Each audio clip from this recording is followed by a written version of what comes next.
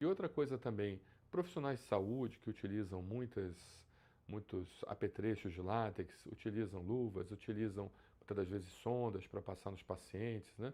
Utilizam objetos que de certa forma possam conter o látex para tratar seus pacientes. Então eles podem se sensibilizar a um tipo de látex chamado HEVB 6.02. E esses componentes também estão ligados a componentes ligados a frutas.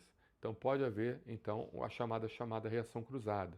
Essa reação cruzada ela pode então causar uma reação anafilática grave. Por isso que nós precisamos dosar os componentes. Se houver uma sensibilização, é lógico que a indicação do teste de provocação à fruta acaba aumentando mais ainda. Agora, entenda que muitas das vezes o paciente pode ter o componente negativo, ele pode não ter a sensibilidade é, positiva no método diagnóstico, não que ele seja sensível, mas ela não é positiva no método diagnóstico, por inúmeros fatores, né? Fatores muitas das vezes da própria técnica, que não consegue então elucidar adequadamente aquela sensibilidade, e outros fatores também, mas a sensibilidade ela não está diretamente relacionada com alergia.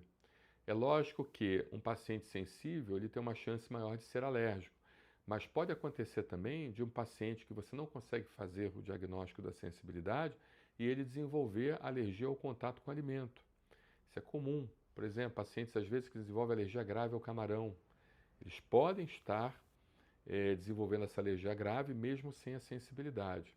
E o inverso também pode acontecer. Eu sei que isso dá um nó na cabeça das pessoas, ou seja, o paciente também sensível não necessariamente desenvolve sintomas de alergia. Então, uma sensibilidade positiva, ela não necessariamente é obrigatório você fazer, por assim dizer, a restrição do alimento ou a restrição daquela substância que você está consumindo.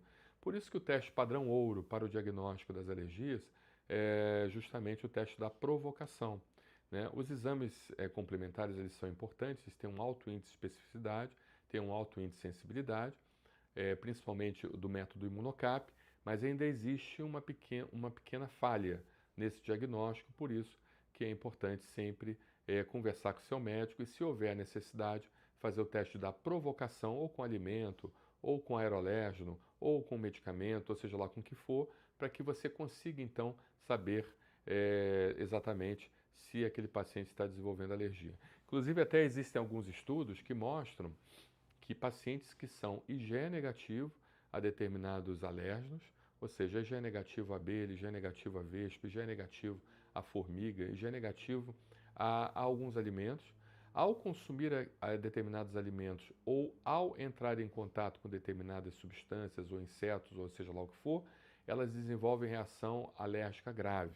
E esses estudos estão demonstrando que boa parte desses pacientes que desenvolvem essas reações alérgicas graves e que têm IgE negativo é porque eles estão envolvidos na chamada síndrome de ativação mastocitária, principalmente a mastocitose, ou seja, esse paciente teria uma doença de base e essa doença de base, ela que estaria então sendo a sensibilizante, fazendo com que esse paciente então ele falsamente viesse a se sensibilizar a essa substância, ou seja, qualquer estímulo que houver antigênico, qualquer situação que de certa forma aumente a concentração de antígenos no corpo ou que venha ativar, mesmo durante algum período, a interação dos anticorpos como da classe G e da classe IgG, e se esse paciente tiver essa doença de base como a mastocitose, que é a chamada síndrome de ativação mastocitária, então esse paciente pode desenvolver uma reação anafilática mesmo sem a IgE específica positiva.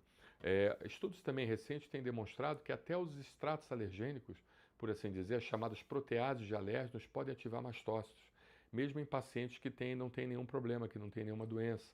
Então, por isso que hoje é bastante questionável a chamada imunoterapia específica.